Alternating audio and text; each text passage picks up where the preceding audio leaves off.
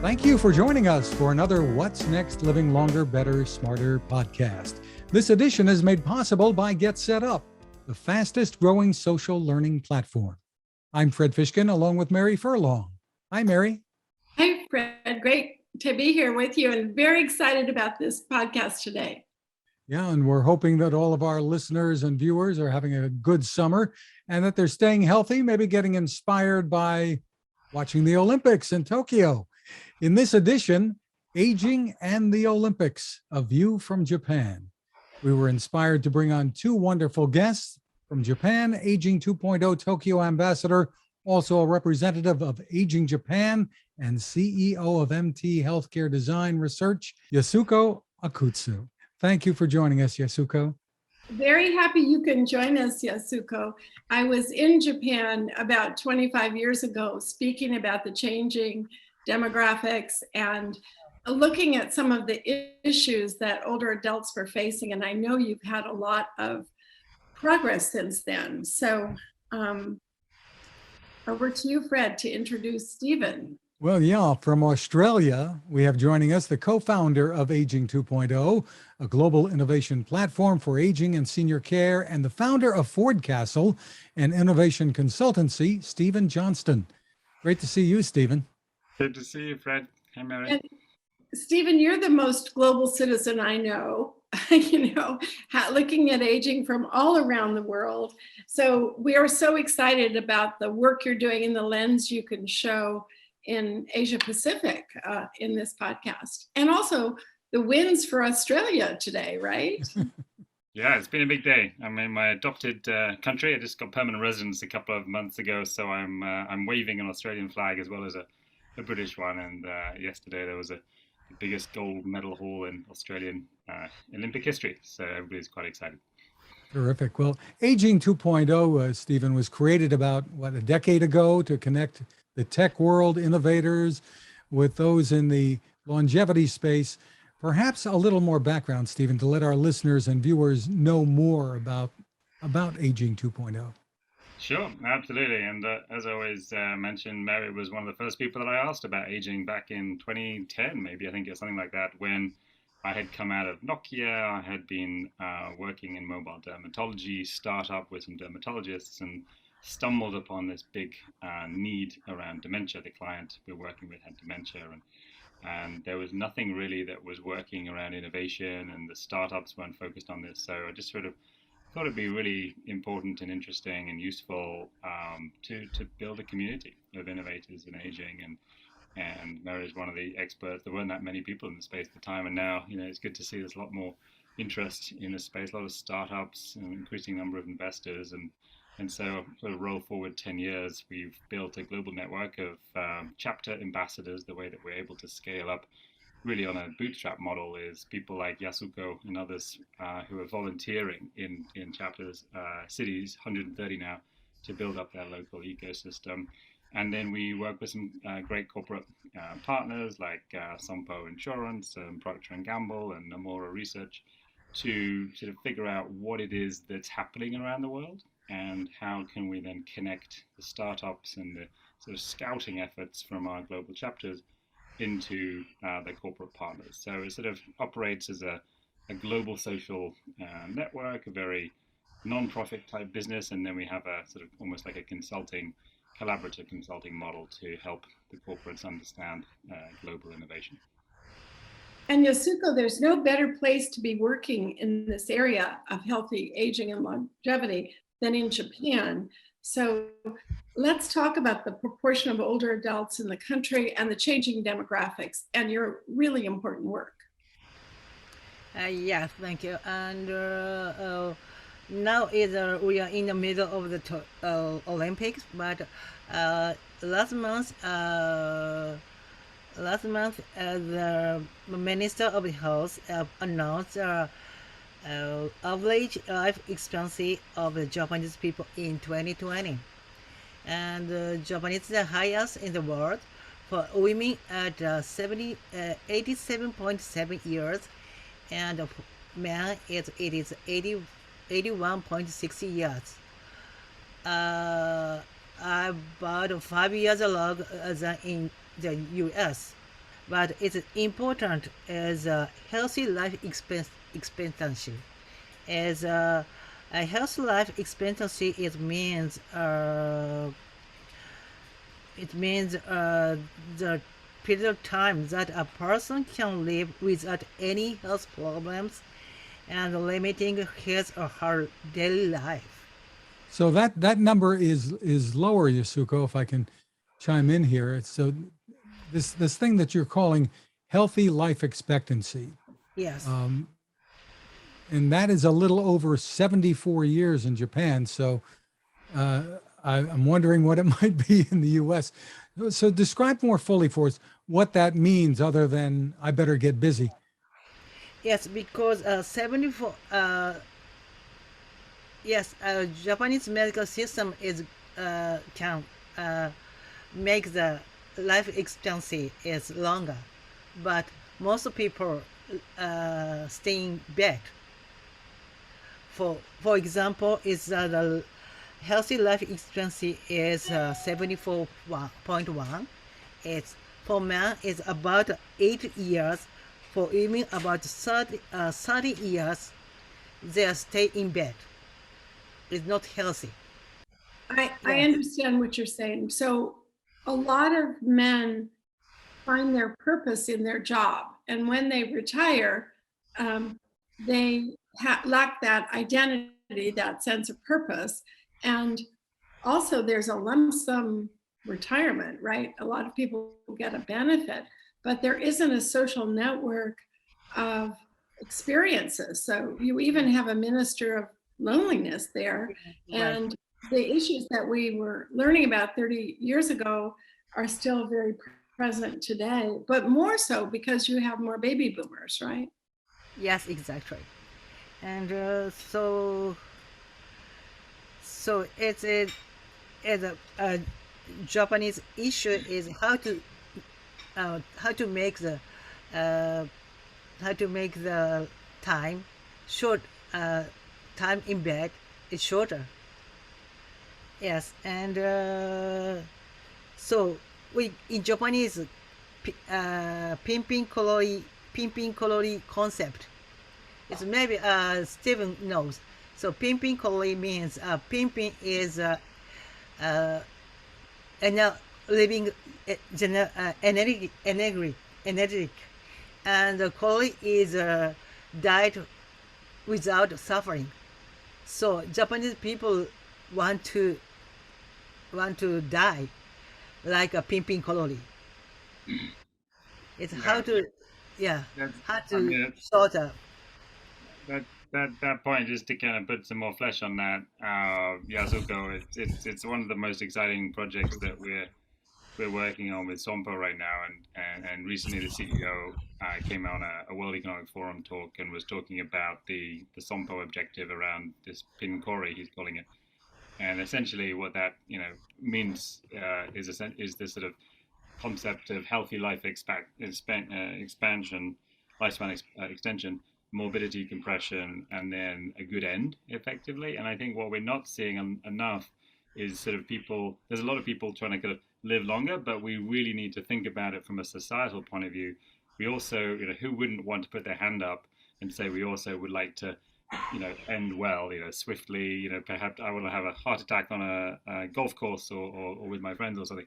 And so I think it's a really bold move that Japan, because they're more advanced than a lot of every other nation, and frankly, they're doing it better than most nations. If you look at the less than half of the cost per person for healthcare as the US, even with a much higher aging population, then I think addressing these kinds of topics is really interesting. And and the end of life in particular in Australia, there's a bit of a grassroots movement to bring that kind of thinking and allow people to have more choice and decision, and right to die legislation introduced, which I think we need to stop just focusing on technologies and ideas of ways to live longer without thinking about how society works better when we all essentially rectangularize the curve. You the sort of morbidity shape. You sort of push it out to the right and keep it higher, and then there's a sort of rapid drop off at the end. And I'm excited that Japan is really starting to have this conversation.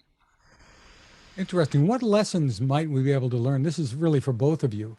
What lessons can we learn here in the United States from the attitudes in Japan and some other countries as well that enables the life expectancy to be so much longer, even if there are some issues about just how well those lives are lived near the end? I would sort of suggest that one of the things that we are seeing in Japan is this sort of portfolio life thinking, where there's a lot more um, evolution of the thinking that life is not just up and down, and you get educated, you work, and then you retire. There is a much richer set of options available for people to live, to do sort of work in a volunteer capacity, or to work part time, or to have multiple different kind of career progressions. Even in the relatively straight-jacketed or perhaps strict Japanese corporate hierarchies, there's actually a surprising amount of innovation around what we're calling sort of portfolio life. So I think that's one piece that we could do well to think about. And just the other piece, I'll sort of stop here, but is what we're kind of calling mutualism. And this idea of stakeholder capitalism has become the real keyword in Western, economic discussions. And if you look at Japan, they're really doing this naturally. There's a term, is it SAMPO Yoshi, Yasuko? This idea of a sort of community benefit, and it's really how they develop their capitalist economy, not in the same way that we're focused on shareholders over the last 30, 40 years, but really the buyer, the seller, and the community to be three parts of a conversation. So I think the mutualism really gets to the sense that we're all in this together, which I think is something that we can put together with a sort of sense of portfolio life to help take us some learnings from what they're doing well in Japan. I've spent more time with it now that I'm in Australia, and Yasuko is obviously the expert here, but that's a couple of things that I'm impressed by. Yasuko, we'd like you to add to that. Recently, the public and the private sector have been activity working together to extend healthy life expectancy, focusing on this gap, and how to support the communities, how to community support elderly people to extension life, healthy life expectancy, not medical way, but social way, how to support it. So I remember, Fred, there was a book called We Live Too Short and Die Too Long. And I think this concept of healthy life expectancy is kind of revolutionary, and one that we ought to embrace, along with Stephen's notion of community benefit for a healthier older adult population. So tell us about some of the competitors at the Olympics. We're inspired by some of these older athletes, right, Fred? Right. And well, Yasuko, I'd like to know, first of all, the Olympic experience. There's always such a long buildup. And here the games were delayed for a year because of COVID.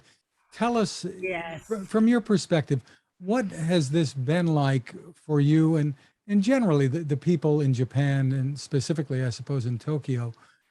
Really challenging to do this through the pandemic, controversial sometimes as well.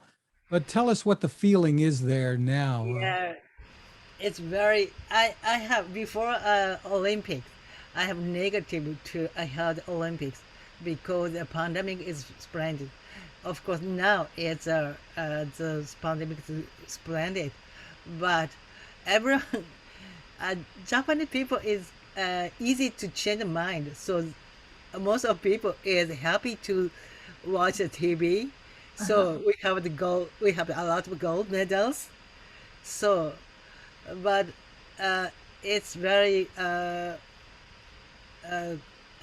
have very conflicts. So, and I'm happy if at the Olympic more 2 or 3 months later, I'm more happy. So, and maybe after Olympic, the COVID-19 is flooded all places, so maybe we have the hard time. We will have hard to overcome the COVID-19 situation. It's It, very just having the games, as I pointed out, has been controversial to some extent. But people, you're saying now, a lot of minds have changed and they're yeah, enthusiastic about watching the competitions. yes. So uh, so Japanese people for easy to forget the serious things before watching the good things. Well, Japan has had a lot to celebrate. Some of the competitors, and this is something Mary alluded to, are really opening eyes. The Australian equestrian Mary Hanna is the oldest at I heard that. 66, her sixth time in the Olympics. She's got a 62-year-old teammate, three-time gold medalist Andrew Hoy. Norway has a 61-year-old equestrian, Geir Gulliksen. Olympic sailor Santiago Lang from Argentina is a 59-year-old lung cancer survivor. And these are his seventh Olympic Games, and he won gold in Rio in 2016. Australian athletes, as we mentioned a little earlier, Stephen, have had some amazing success this year. So I'm sure there's a lot of excitement there. Yeah, it's been you're right.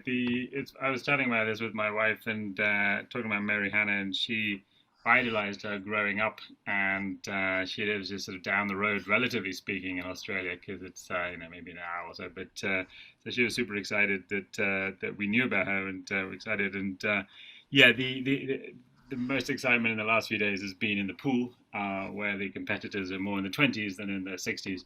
But there has been quite a good medal haul, and also I'm happy to say from my own personal favorite sport of sailing, the Australians also won gold. Yeah, so it's been a fairly busy few days. Stephen and I share that in common. I wonder if seeing the Olympics is inspiring people that are older to get out and exercise a little more. It's been hard because you can't go to the gym. It's very difficult because of the COVID. So a lot of the things that you would do to stay healthy aren't possible right now. There's actually some pretty interesting, virtual reality tools and some sort of. There's been some quite a lot of innovations that we've been seeing, forced by COVID, to allow people and frankly to give people who are not older people, but give younger people the sense of what it's like to be isolated and cut off. And so I think that's actually sparked the use of virtual reality and new innovations that allowing people to get a sense. There's a Norwegian company that does a bicycling exercise game in this big sort of virtual reality tent where you can bicycle around and sort of to your previous places where you used to live. Places like that, I think, are sort of becoming solutions like that are becoming more popular and adopted even in senior nursing homes and residential care communities here. It's interesting. Are there other innovations that you're seeing at Aging 2.0 that are on the horizon that really excite you the most? Yeah, no, I mean, there's a lot as always. There's a lot of new noise, and the question is sort of identifying the signal from the noise, and sort of I think some of the things that we're seeing has really been about connecting across the generations, and I'm always really inspired by some of those. Doesn't really have to be about new technology, but it's about people sort of organizing themselves and bringing in older people together with younger people, whether it's to do with shared living or education or cultural experiences. And so I think there's generally a recognition that a lot of the problems that we're facing in the innovation side aren't just to do with a lack of tech, but a lack of systems change, and a lack of design, and a lack of really understanding what older people need. So I think for me, the big story is let's sort of not spend too much time chasing the shiny tech objects, but thinking about really developing the systems, meaning understanding user needs and all the different stakeholders that need to be aligned to help them live better lives. So yes, there's a lot going out there, but I think we need to spend more time on innovating the system. Stephen, I think that you were ahead of your time with your collaborative, bringing people together from different innovation centers. And the COVID has caused the innovators to work more collaboratively, share knowledge, share best practices. And we've seen a lot of online learning, and telemedicine, I think, was our most popular podcast that we've done so far, as older adults by necessity had to do that. So let's talk a little bit, Fred, about how older adults lose muscle and what happens to their body as they age with athletics. Well, Yasuko has information on that. The director of the Institute of Gerontology at the University of Tokyo, Dr. Katsuya Ijima, if I'm saying it right, he did a study comparing the health and wellness of athletes who competed in the Tokyo Olympics in 1964, now late stage seniors, if you like that phrase, comparing them with seniors in the general population. Yasuko, can you tell us a little bit about that study?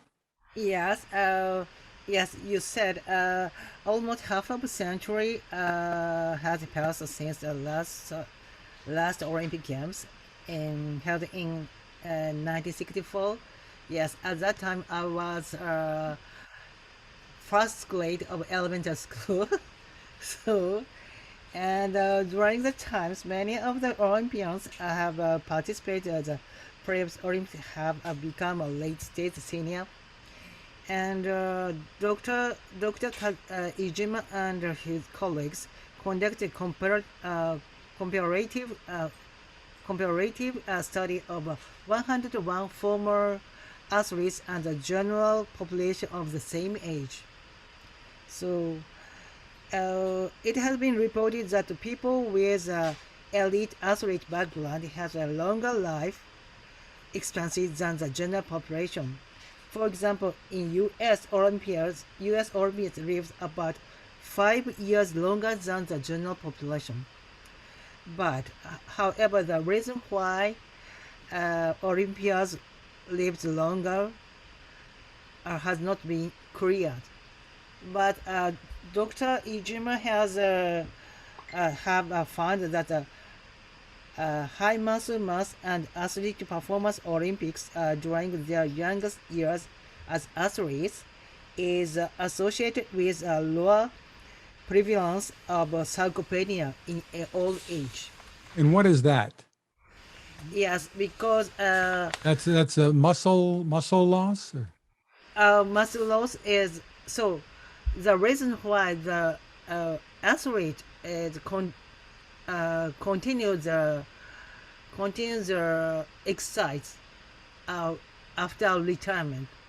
So their keep is their muscles, and they have the habit to eat, good habit to eating. So they have the good habit. They consumed fish, vegetable, meats, or anything more frequent, more much than general population. They have a good lifestyle habit. Well, yeah, I guess what it is with athletes, like many people, they have egos too. And if they want to say, I was an Olympic athlete, and they don't look like anything near an Olympic athlete, they keep themselves in shape more, perhaps, because of that. Yes. Well, what I'm hearing is that they have less muscle loss and core strength that they've kept, but they may have more joint pain, right? They may have more. You hear a lot of people talk about, well, there's a reason why arthritis 40 million market, right? Yes, yes, they have the muscle mass, and grip strength is stronger than general people, but there are no significant difference at the BMI.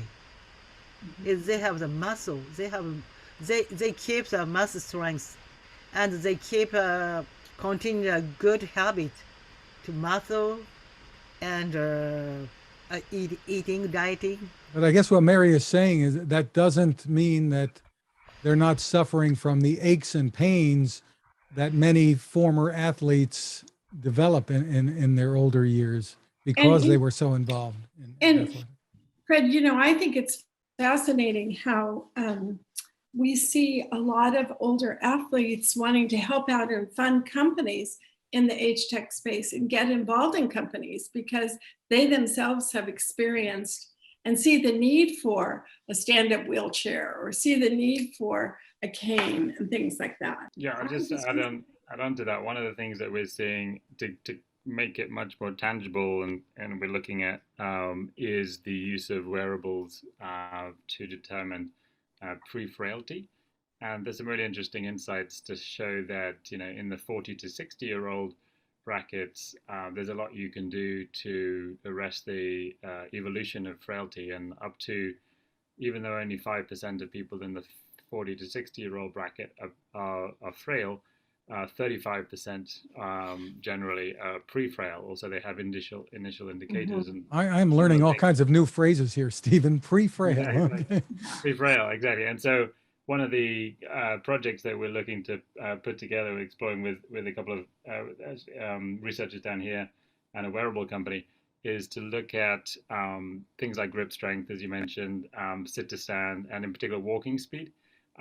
Apple's just come out with a walking gait indicator and steadiness score indicator. And so if you actually do a few of these quite simple digital biomarkers, you can get a good sense of who is pre-frail, and you can then target specific interventions in them so that they don't end up being frail, and then obviously have the negative, social and economic and health implications in later life. So every Friday morning now I go to core strength training, and part of it's all older adults, and part of it is balance, part of it is yoga, but it's really developing, and it's almost like we need a curriculum for this healthy longevity. Seems to need to be a class for older adults, just like financial resilience is a class. And we need to know the terms and the technologies. And then we need to have, as Fred said, the self-assessment. Where are we along that spectrum? Because we want to be healthy right up until the end, I think. We want that healthy life expectancy, as Yasuko told us. Underscore, Fred, what Yasuko said about diet, because I've just been looking at the statistics on obesity in the US, which are overwhelmingly large. And we're going to have some podcasts on this topic. But I know you've been working on nutrition, and the diet is very different in Japan. It's one of the places in the world where people do consume more fish and eat healthier. What are you doing with nutrition, Stephen, as you look at this research that you're studying? Yeah, no, it's sort of to your point about essentially we all need a dashboard, and the Blue Zones has done a nice job of thinking about those sort of longevity factors, and diet and nutrition is such a big part of it. We've got a couple of different threads going on. One is around food innovation for nursing homes and residential care, which is, it is specific, tends to be more operational. There's actually some really interesting things like using AI assessment to identify food waste ahead of time and making sure that you are starting to also take account of environmental impact of the food waste. 40% of food in the US is wasted in any average year, which is crazy if you think about it. And so there's also some really interesting sort of menu innovations where the family can start to get engaged and to see what people are eating and what the menu options are. So there's sort of that on the operational and the community side, and then in the homes and individual, there's some really interesting sort of shift to the all the sort of the non-meat trends. I think is just been is super relevant. We're seeing a lot of uptake in the sort of boomer population in particular with their sort of healthy wellness things like increasing collagen. There's a lot of new collagen innovation around collagen drinks and collagen type things. There's makeup that's actually got health benefits that has certain ask me too much of the details, but I've sort of seen some interesting new startups in the makeup space, and there's a bunch of things like food meal kits. If you think about one of the challenges that we have is sort of making sure people have enough food, but also keeping them engaged, and things that allow them to get engaged, cook their own food with high quality ingredients, but are delivered on a regular basis. I think are really interesting, and the sort of can evolve from just the busy couple with the kids who don't have time to actually allowing people to also have rhythm and purpose, but sometimes they might not live in an area where it's easy to get fresh produce on a regular basis. So there's some quite nice innovations that we're seeing to keep people engaged. It's sort of an evolution of the Meals on Wheels kind of model, if you like. And I think as we see these government reforms come out in the US, we're going to see much more innovation in nutrition, especially for people who have been underserved. Yasuko, would you like to add anything to the subject of diet and the differences and the role that plays in Japan and your life expectancy? Yes, of course, nutrition is very important element of the life expectancy, but Dr. Ijima is three elements support life expectancy. It's of course nutrition and what? It's a capability of the mouth. It's okay muscle. It's a chewing and swallowing, and another one is exercise, and the last one is social networking, because isolated people cannot eat alone, eat by themselves, so they cannot talk with any. They don't talk with anyone, so the not talking is weak the throat, and it is difficult to swallowing food,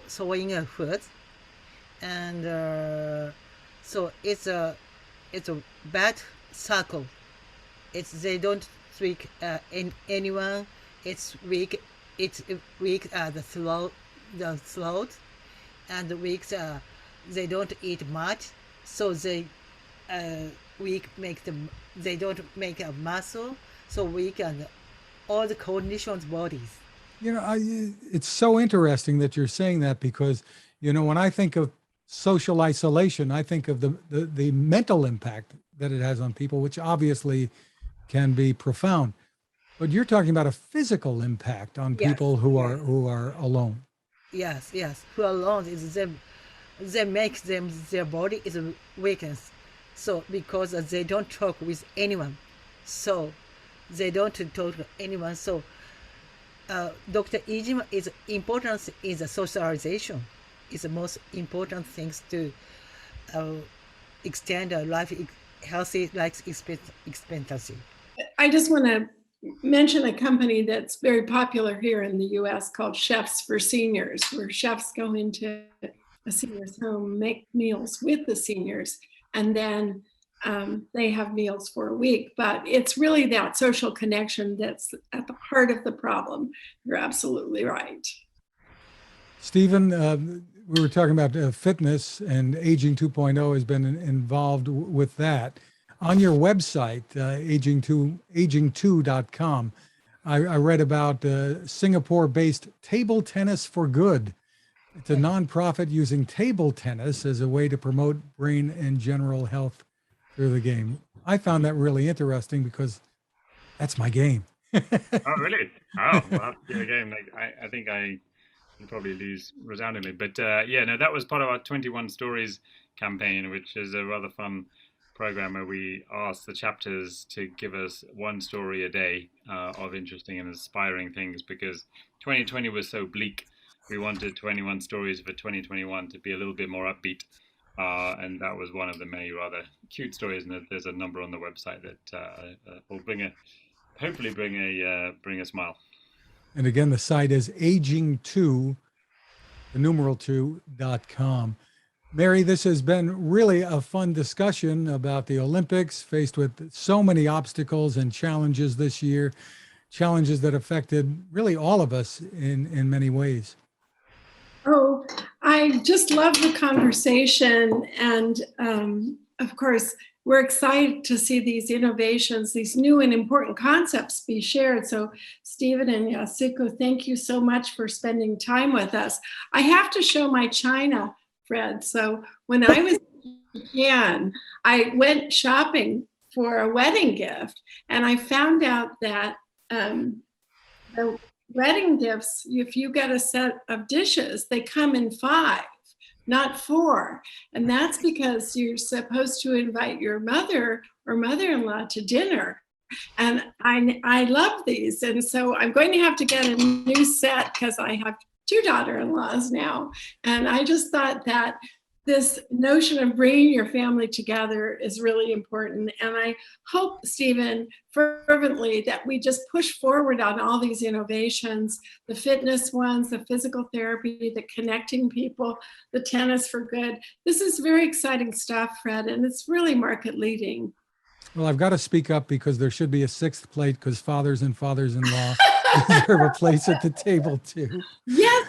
That's right. Well, so this was a lot of fun. We did circle in our pre-discussion, talked a little bit about the role of women as kind of person that's the chief decision maker. But we will add one more dish, Fred. I think that's a good idea. Let's let both men and women live long and thrive. We want to thank our sponsor, Get Set Up, the fastest growing social learning platform for older adults. You can even learn Japanese.